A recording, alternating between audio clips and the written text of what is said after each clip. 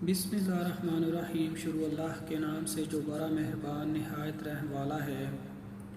حضرت ابو ہریرہ رضی اللہ عنہ بیان کرتے ہیں، رسول اللہ صلی اللہ علیہ وآلہ وسلم نے فرمایا،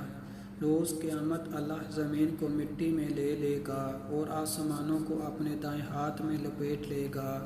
پھر فرمائے گا میں بادشاہ ہوں،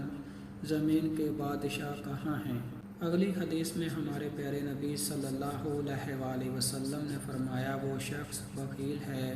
جس کے پاس میرا ذکر ہوا لیکن اس نے مجھ پر درود نہ پڑھا، صلی اللہ علیہ وآلہ وسلم۔ اگلی حدیث میں ہمارے پیارے نبی صلی اللہ علیہ وآلہ وسلم نے فرمایا، میرے دل پر پردہ سا آ جاتا ہے اور میں دن میں 100 بار اللہ سے مغفرت طلب کرتا ہوں۔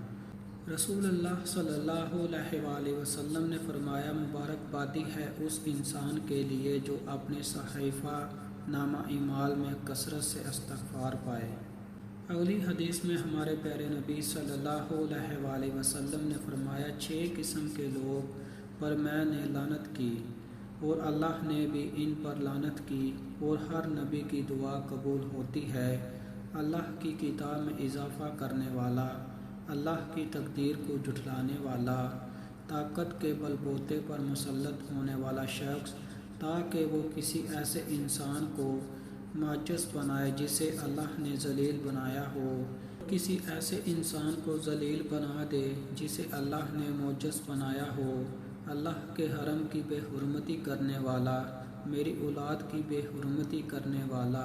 اور میری سنت کو ترک کرنے والا۔